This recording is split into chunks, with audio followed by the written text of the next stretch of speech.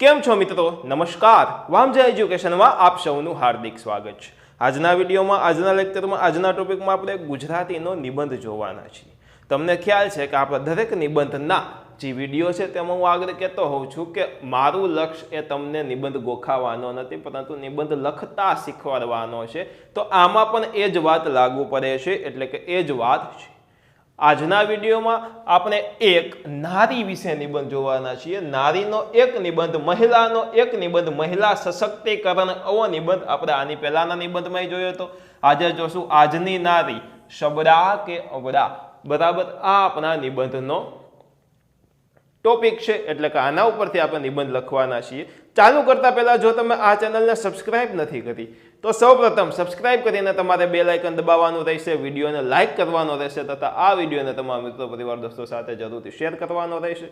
અને હા, તમારી કોમેન્ટ એક કોમેન્ટ બોક્સમાં જરૂરથી કરજો. અને લેડીઝ તો ખાસ કરે, કારણ કે એમના ઉપર જ નિબંધ છે, સ્ત્રીઓ ઉપર જ નિબંધ છે, એટલા માટે બરાબર જોઈએ સૌ પ્રથમ નિબંધના મુદ્દા. આપણને ખ્યાલ હોય કે પહેલો મુદ્દો હર હંમેશ પ્રાસ્તાવિક હોય, છેલ્લો મુદ્દો હર હંમેશ ઉપસંહાર હોય. મુદ્દા એટલે તમે પેરેગ્રાફ એમ પણ કહી શકો. ઓકે, 20મી સદીની સબડા નારી બીજો મુદ્દો. ત્રીજું, આધુનિક નારી રત્નો, એટલે કે જે નારી રત્નો છે, એટલે કે જે નારીઓ એવા છે કે જેમને પોતાનું નામ આગળ વધાર્યું છે, લોકોને માટે કંઈક તે રોલ મોડેલ તરીકે કાર્ય કરે છે તેવા. એમના પછી નારી શક્તિના અમુક પુરાવા છે અને નારીનું અબડાપણું વિશે આપણે જોશું. અહીંયા પહેલા સૌ પ્રથમ મિત્રો નિબંધમાં હું અવારનવાર તમને કહેતો હોઉં છું કે કંઈક સુવિચાર લખો, કંઈક કોકે કીધેલું વાક્ય લખો. જેમ કે કંઈક સ્ટીવ જોબ્સે કીધેલું હોય, એલોન મસ્કે કીધેલું હોય તો તે વાક્ય લખીને નીચે નામ લખાય. બરાબર, ઓકે. કોઈ મહાન માણસનું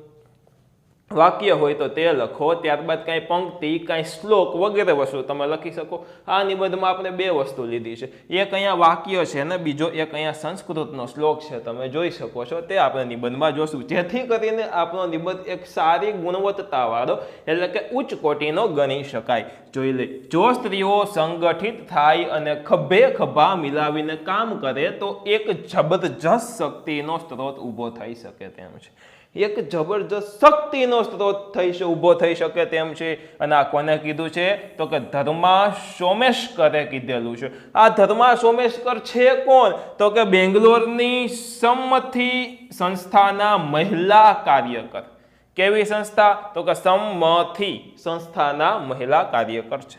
ચાલો આપણે હવે નિબંધની શરૂઆત કરીએ. માનવ સામાજિક પ્રાણી બન્યો ત્યારથી જ નારી માનવ સમાજનું એક બહુ ચર્ચિત પાત્ર બની છે. કોણ? તો કે નારી. નારીનો સામાજિક દરજ્જો પણ સ્થળ અને કાળ. સ્થળ એટલે શું? તો કે જગ્યા. કાળ એટલે શું? સમય અનુસાર બદલાતો રહ્યો છે. યત્ર નાર્યસ્તુ પૂજ્યંતે રમયંતે તત્ર દેવતા. આવું સૂત્ર આપણા સમાજમાં ઘણું પ્રચલિત થયું છે, છતાં ભારતીય સમાજમાં નારીનો દરજ્જો કાયમ એક સરખો રહ્યો નથી. નારીનો દરજ્જો છે તે કાયમ એક સરખો રહ્યો નથી. 20મી સદીના પ્રારંભે ભારતમાં શિક્ષિત સ્ત્રીઓની સંખ્યા જૂજ હતી, એટલે કે બહુ ઓછી હતી.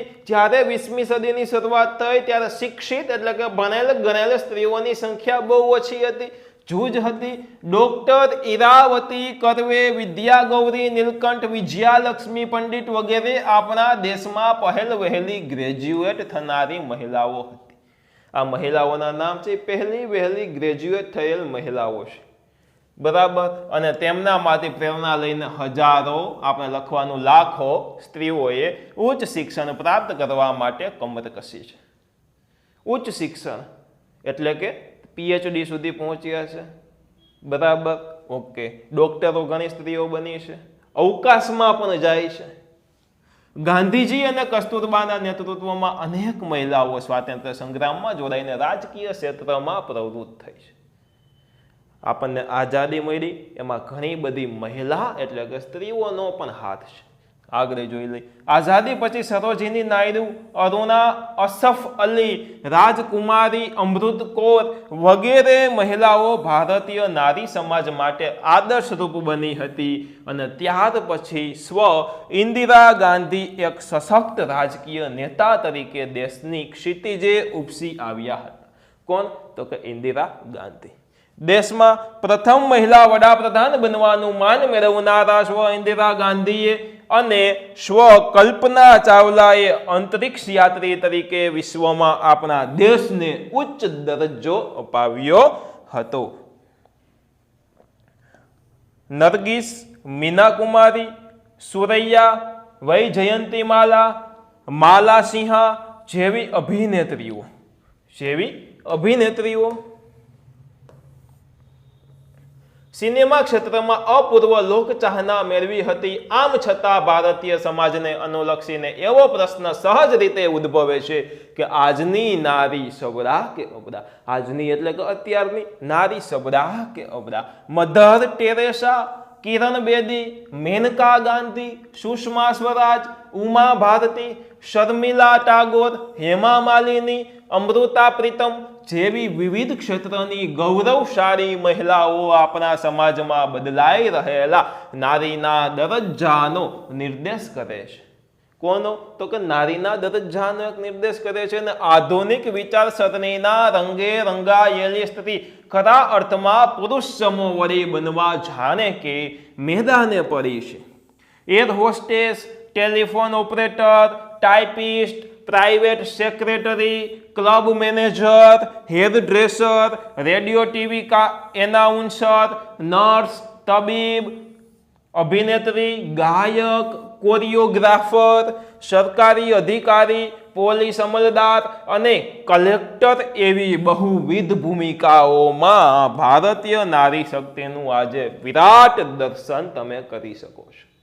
મોટું દર્શન, વિરાટ દર્શન તેમાં તમે કરી શકો છો. બેંગ્લોરમાં સંમતિ નામની મહિલાઓની સંસ્થા, નામ જોજો, સંમતિ નામની મહિલાઓની સંસ્થા ખૂબ જ શક્તિશાળી અને સક્રિય છે. ક્યાં? તો કે બેંગ્લોરની અંદર. તાજેતરમાં આ સંસ્થાની બહેનોએ પ્રચંડ નારી શક્તિના દર્શન કરાવ્યા હતા અને બેંગ્લોરમાં આવેલી ચિલ્ડ્રન પાર્કની 44 એકર જમીનમાં રાજ્ય સરકારે વિધાનસભ્યો માટેના આવાસો,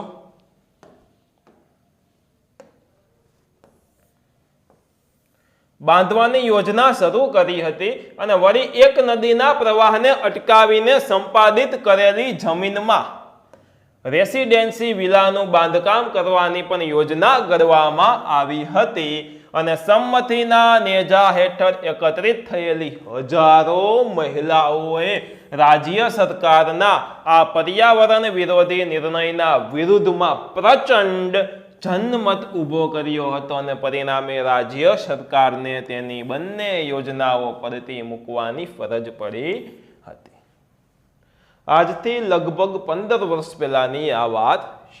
આવી ઘટનાઓ આપણને એ વાતની પ્રતીતિ કરાવે છે કે આજની નારી અબડા રહી નથી, તે ખરેખર સબડા બની ચૂકી છે. જો કે નારી પર અત્યાચારોની નાની મોટી ઘટનાઓ પણ બનતી રહે છે. ગ્રામ વિસ્તારોમાં અને કેટલાક અલ્પ વિકસિત સમાજોમાં નારીને પોતાના જીવન વિશેના નિર્ણયો કરવાની સ્વતંત્રતા હોતી નથી. અને આજે પણ ઘણા જ્ઞાતિ સમાજોમાં દહેજનું દૂષણ ચાલુ રહ્યું છે અને ઘણી કોડભરી કન્યાઓ દહેજના ખપ્પરમાં હોમાતી રહે છે અને સ્ત્રીઓ પરના બળાત્કારની તેમજ જાતીય શોષણની કલંકિત ઘટનાઓ પણ અવારનવાર સમાચાર પત્રોમાં આવતી રહે છે. એવા દમન અને અન્યાયો પ્રતિકાર કરવામાં હજુ નારી પૂરતી સમર્થ થઈ છે. ફિલ્મો, જાહેર ખબરો, સૌંદર્ય સ્પર્ધાઓ એટલે કે બ્યુટી કોન્ટેસ્ટ કે ફેશન શોમાં નારી સૌંદર્યને ઉપભોગના સાધન તરીકે રજૂ કરવામાં આવે છે અને આ પણ એક પ્રકારનું શોષણ જ છે.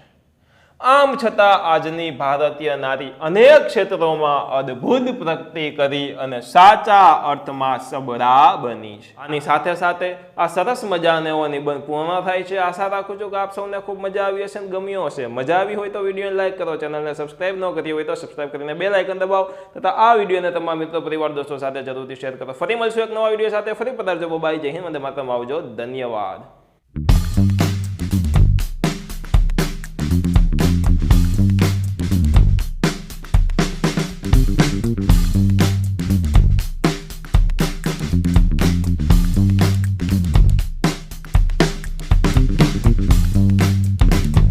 છે।